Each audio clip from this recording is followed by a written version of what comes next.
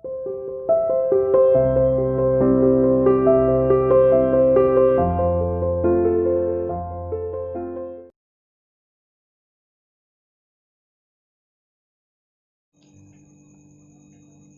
Morning student, welcome to online study system CR international school Tihada. तो आप सभी को पता है कि हम क्लास 9th का चैप्टर 3 एटम्स एंड मॉलिक्यूल्स पढ़ रहे थे।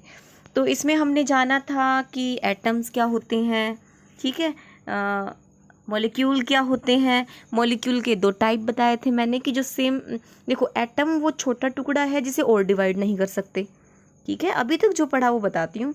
मॉलिक्यूल्स में मैंने बताया था आपको कि 2 या 2 से ज़्यादा एटम जब मिलकर जो सब्सटेंस बना रहे हैं वो मॉलिक्यूल है।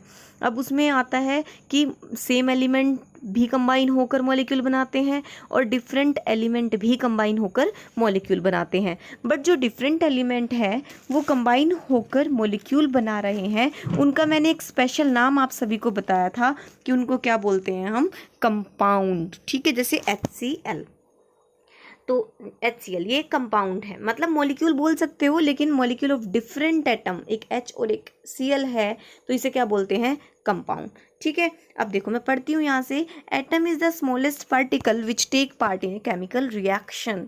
मतलब एटम वो छोटा पार्टिकल है, वो स्मॉलेस्ट पार्टिकल है जो एक केमिकल रिएक्शन में पार्टिसिपेट करता है।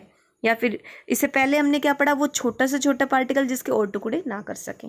सेम ही है ये भी, बट आगे पता चलेगा कि टुकड़े तो भाई हो सकते हैं, मतलब इनकी इसके अंदर और भी सब एटॉमिक पार्टिकल होते हैं, जैसे कि इलेक्ट्रॉन, प्रोटॉन, न्यूट्रॉन। पढ़ते हैं चलो आगे। इसके बाद आता है मॉलिक्यूल। मॉलिक्यूल आप सभी देखो, molecule is the smallest unit of any substance which can exist independently. Molecule बन गया तो इंडिपेंडेंट है क्योंकि बन चुका है, भाई H2 है, अब ये मॉलिक्यूल है, ये इसी फॉर्म में आना था, आ चुका, इंडिपेंडेंट है, इसे और कुछ नहीं चाहिए। लेकिन H एक एटम था, वो डिपेंडेंट था किस पे, दूसरे H पे। तो एटम डिपेंडेंट भी हो सकता है, इंडिपेंडेंट भी। H को H2 बनने के लिए एक और H की ज़रूरत पड़ी, बट जब ये मॉलिक्यूल बन गया तो ये क्या हो गया, इंडिपेंडेंट हो गया खुद से, अब इसे किसी की ज़रूरत नहीं है। मैं अगर आगे देखूँ, ये मॉलिक्यूल, ये एटम, तो जो मॉलिक्यूल है वो each molecule is a group of chemically bonded atom. अभी बताया मैंने कि एटम जब कंबाइन होते हैं तो वो क्या बनाते हैं, मॉलिक्यूल बनाते हैं। तो मतलब कौन सा बॉन्ड बनता है, एक केमिकल बॉन्ड होता है।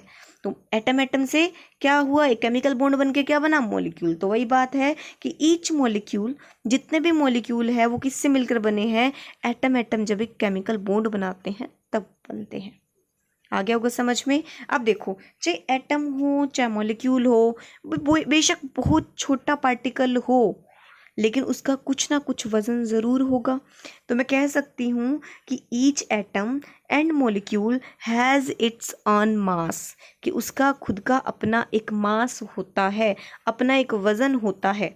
अब मास की यूनिट जो आप लोग समझते आए हो, सुनते आए, वो क्या सुनते आए हो, ग्राम और किलोग्राम।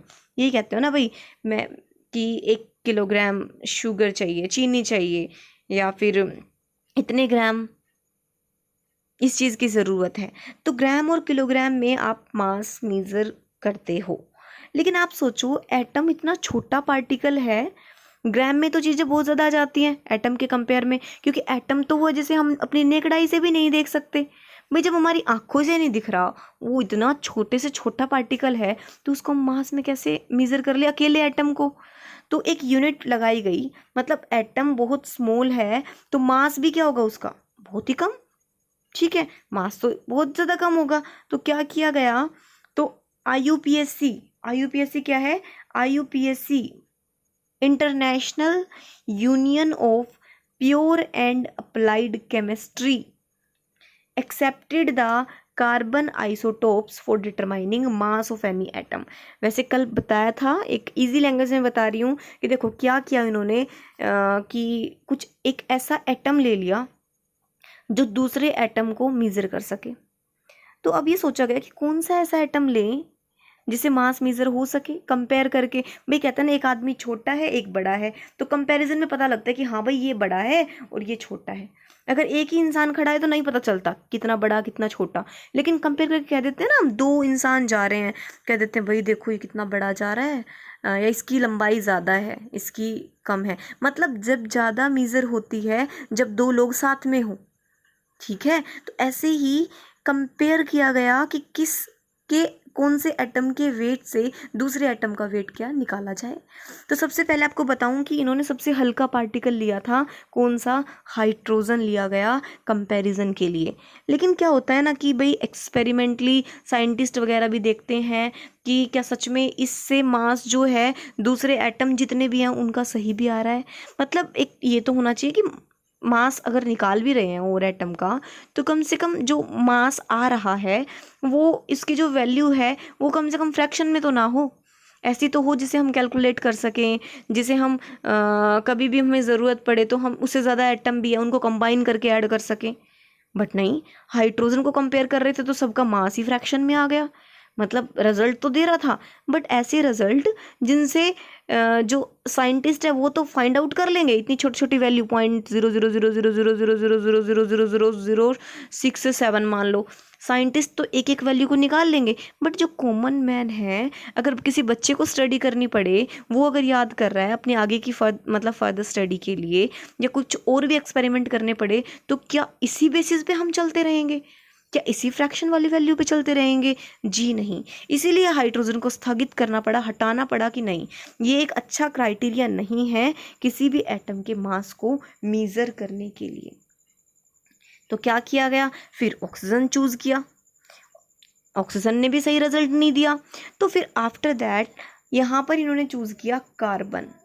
कार्बन भी कौन सा, जिसका मास कितना हो, 12। आपको कुछ मासेस के बारे में मैं आपको बताऊंगी कि यहाँ पर क्या किया गया है कि कुछ एटम लिए गए हैं और उन एटम, मेन जो स्टैंडर्ड एटम है वो कार्बन लिया गया है, और कार्बन का वेट कितना होता है, 12 होता है, और उसको कंपेयर किया गया दूसरे एटम के वेट से। समझ में आया बच्चों? तो यहाँ पर स्टैंडर्ड एटम माना गया कार्बन एटम, और उस कार्बन एटम को मेज़र किया गया दूसरे एटम के हिसाब से। मतलब दूसरे एटम को वे करना है तो कार्बन एटम को स्टैंडर्ड मानकर उनका वे किया जाए। अब वे कैसे किया जाएगा हमारे पास, देखो मैं अगर आपसे कहूँ कि इन्होंने सबसे छोटी यूनिट ली एटॉमिक मास यूनिट, मतलब हम पढ़ रहे हैं एटॉमिक मास यूनिट। किसी एटम का मास मेज़र करना है तो किस तरीके से उस एटम का मास हम मेज़र कर सकते हैं। तो देखो कार्बन को स्टैंडर्ड माना है तो ऊपर लिख दिया mass of an carbon atom. मान लो पूरा एक कार्बन एटम है और उसको डिवाइड कर दिया 12 से, कि उसका 1/12 हिस्सा, 1/12 ऑफ कार्बन, ठीक है। मतलब उस पूरे कार्बन का एक छोटा सा पार्ट, 12 पार्ट, मतलब एक यूनिट ली गई बस, ठीक है। तो कार्बन का मास कितना होता है, 12। 12/12 1 ही तो होता है, तो 1 बराबर 1 ही तो है। मतलब 1 एटॉमिक मास यूनिट किसके बराबर आई experimentally, mass of a carbon atom divide किससे किया गया, 12 से डिवाइड किया गया। समझ में आ रहा है ना सभी को मैं क्या बता रही हूँ यहाँ पर, कि कार्बन को स्टैंडर्ड माना गया है, बस इतना कर लेना याद, और डिवाइड किससे किया गया, 12। ये एक एक्सपेरिमेंटल वैल्यू है जो आपको याद करनी है, ठीक है।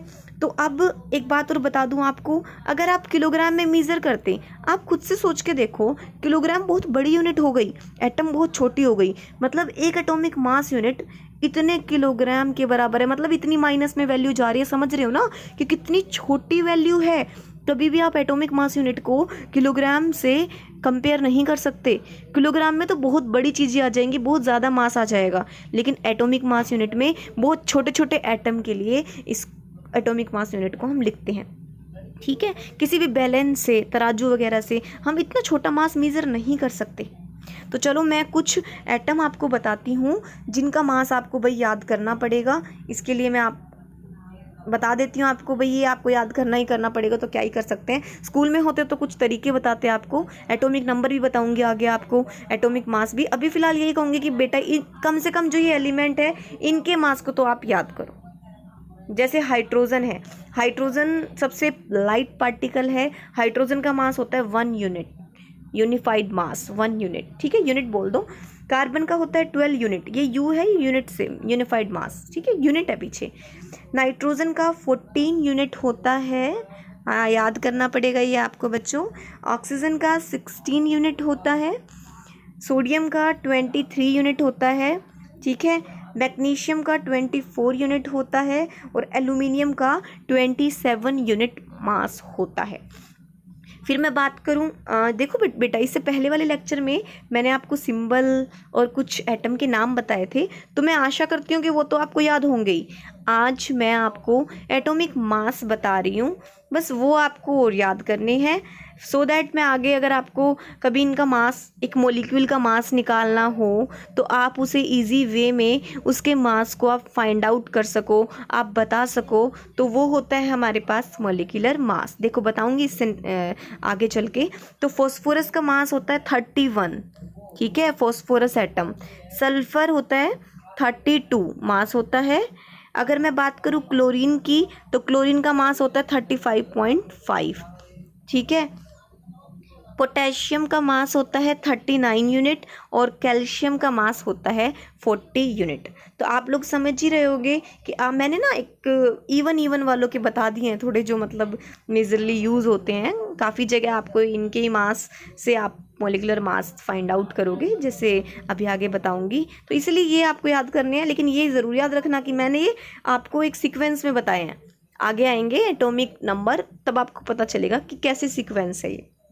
चलो तो आगे बताती हूँ आपको। ये मास तो आप याद कर लोगे। अब मास क्यों याद करने की ज़रूरत पड़ी? क्योंकि हमें मॉलिक्यूलर मास फाइंड आउट करना था। अब भाई मॉलिक्यूलर मास क्या है? मतलब एक मॉलिक्यूल का मास। और मॉलिक्यूल मैंने बताया था कि H2 भी एक मॉलिक्यूल है, HCl भी एक मॉलिक्यूल है। तो इसका मास किस तरीके से निकाला जाए? देखो HCl का निकाल, सबसे छोटे का मैं किसी रफ पेज पे लेती हूँ पहले। ओके, यहाँ देखो H2 का मुझे मास निकालना है बेटा। तो आप ये बताओ हाइड्रोजन का मास कितना है? 1।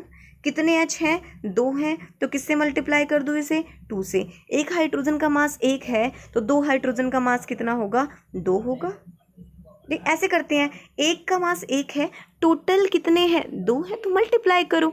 3 है तो 3 से मल्टीप्लाई करो, 4 है तो 4 से मल्टीप्लाई करो। मतलब आप लोगों को अगर एक ही एटम है, उसके साथ जितने जुड़े हुए हैं, देखो बेटा मैंने आपको बताया था H2 है, तो एटोमिसिटी कितनी है?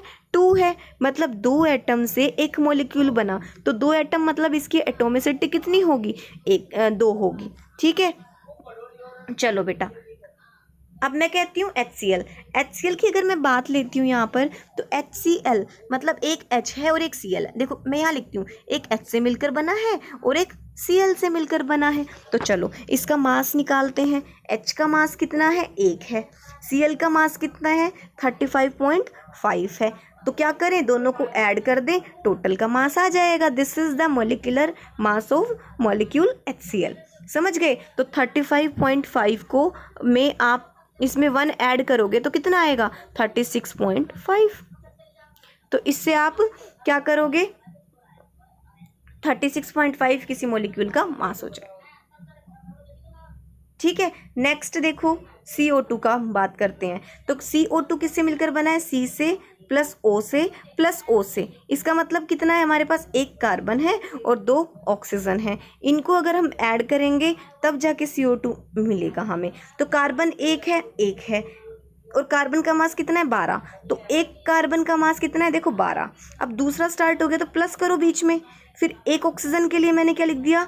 ऑक्सीजन, कितने ऑक्सीजन? 2 हैं, तो मैंने सीधा लिख दिया कि एक ऑक्सीजन का मास है 16। तो किससे मल्टीप्लाई कर देंगे? 2 से। या आप ऐसे भी कर सकते हो। देखो मैं यहाँ बताती हूँ आप लोगों को कि मैंने लिखा C प्लस O, ठीक है, ये बन गया CO2। कार्बन का मास है 12, ऑक्सीजन का मास है 16 और इस ऑक्सीजन का मास भी बेटा कितना है? 16। It means we can say that total mass is 44। When you add 16 plus 16 plus 12, then total mass of this molecule is 54 U is the unit. Okay, तो सो इससे आप क्या कर सकते हो? जितने भी मॉलिक्यूल आपके पास गिवन है, आप उन सब का मास फाइंड आउट कर सकते हो। H2SO4 का निकालना है तो देखो एक शॉर्ट तरीका है H2, इसका मतलब H का मास 1 है, कितने H है, 2 H है तो 2 से मल्टीप्लाई करो। अब दूसरा एटम स्टार्ट हो गया S, यहाँ देखो भाई H2 ये हो गया। दूसरा एटम सल्फर स्टार्ट हो गया तो सल्फर का मास कितना होता है 32, एक सल्फर है तो 32 को 1 से मल्टीप्लाई करोगे 32 ही आएगा।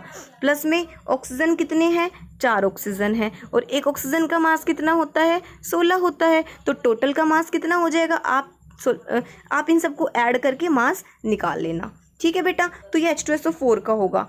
अब देखो थोड़ा सा हार्ड मॉलिक्यूल मैं ले लेती हूँ सो दैट आप उसका मास निकाल सको। मैंने यहाँ पे ब्रैकेट में यूज़ होने वाला एक मॉलिक्यूल लिया है, मैंने ले लिया कैल्शियम हाइड्रोक्साइड। देखो इसका मास निकालना है, सबसे पहले आप टेबल में जाओगे, वैसे तो याद ही करना है पर अभी के लिए मैं आपको बता दूं कि भाई 1-2 बार में याद नहीं होंगे, तो टेबल में आप देख लेना कैल्शियम का मास कितना है 40, तो आपने लिख दिया 40। कैल्शियम के बाद क्या स्टार्ट हो गया, ब्रैकेट स्टार्ट हो गया। अब ब्रैकेट में क्या क्या है, ऑक्सीजन, तो ऑक्सीजन का मास कितना है 16, प्लस नेक्स्ट एटम स्टार्ट हो गया, देखो H का मास कितना होता है 1। अब इन सबको किससे मल्टीप्लाई कर दो आप, 2 है तो मल्टीप्लाई कर दो 2 से। भाई O भी 2 है तो मैंने O को भी तो 2 से किया, मैथ्स की तरह किया है। H भी 2 है तो 1 को भी 2 से, तो टोटल में तो 2 कर दिया। ब्रैकेट जैसे इन्होंने लगाया है वैसे मैंने मास लिखा है, मल्टीप्लाई 2 से कर दिया। टोटल ऐड कर लेना, आपके पास टोटल 74 यूनिट आ जाएगा। This is the mass of calcium hydroxide. बेटा ये CaOH का होल टू क्या है, कैल्शियम हाइड्रोक्साइड। ये क्या है, मतलब बेसिकली इसको लाइम वाटर बोलते हैं और ये पुट्टी होती है जो हम दीवारों पे करते हैं ना, चूना लेकर आते हैं वाइट कलर का, उसमें पानी मिलाते हैं, घोल बनाया जाता है और आफ्टर दैट उसे दीवारों पे लगाया जाता है, तो उसे क्या बोलते हैं आप अपनी लैंग्वेज में, पुट्टी बोलते हो। ठीक है, और यहाँ पर केमिस्ट्री के लैंग्वेज में इसका नाम क्या है, लाइम वाटर। मैं लिख देती हूँ, लाइम वाटर, स्लेक्ड लाइम भी बोल देते हैं, और अगर सिंपल बोलूँ तो कैल्शियम हाइड्रोक्साइड। ठीक है बेटा। अब देखो मैंने यहाँ पर कुछ मॉलिक्यूल आपको दिए हैं, तो उसका मॉलिक्यूलर मास आपको डिटरमाइन करना है। लेट्स सपोज आपको CH4 का निकालना है, ये आप लोगों को खुद से करना है, और जितने बच्चे करोगे 9th A1 के हों, A2 के हों, A3 के हों, A4 या A5, सब जितने बच्चे कर लो, उसके बाद आप अपने गूगल क्लासरूम ऐप पर कमेंट में लिख देना कि हमने कर लिया है। ठीक है, तो ये आप लोगों का होमवर्क है, ये समझ लेना आप, सो दैट मैं समझ सकूँ कि हाँ इस बच्चे ने अपना होमवर्क बड़े अच्छे तरीके से किया है। तो देखो बेटा, मैं यहाँ पर कह रही हूँ CH4 का आपको करना है, Al2O3 का आपको करना है, HNO3 का आपको करना है, कैल्शियम कार्बोनेट का, देन कैल्शियम ऑक्साइड का, एंड देन कार्बोनिक एसिड का। ये नाम तो मैं बोल रही हूँ, बाकी आप लोगों को जो गिवन है बस उसका देखना, मास देखना, प्लस करना, टोटल एटम है उससे मल्टीप्लाई करके you can find out the mass of any molecule. CH4 methane होती है, ठीक है, मीथेन गैस जो बेसिक बता रही हूँ। ये क्या है, देखो कैल्शियम कार्बोनेट क्या है, ये पत्थर वाइट मार्बल होता है ना, या फिर ये कह लो कि पुट्टी के बाद जो शाइनिंग आ जाती है ना दीवार के ऊपर काफ़ी दिन बाद, 2-3 दिन बाद, वो होता है कैल्शियम कार्बोनेट। और कैल्शियम ऑक्साइड मैं आपको बताऊँ तो क्या है, बेसिकली चूना है, वाइट कलर का पाउडर कैल्शियम ऑक्साइड होता है। और ये H2CO3 लास्ट में जो दे रखा है ये कार्बोनिक एसिड है ना।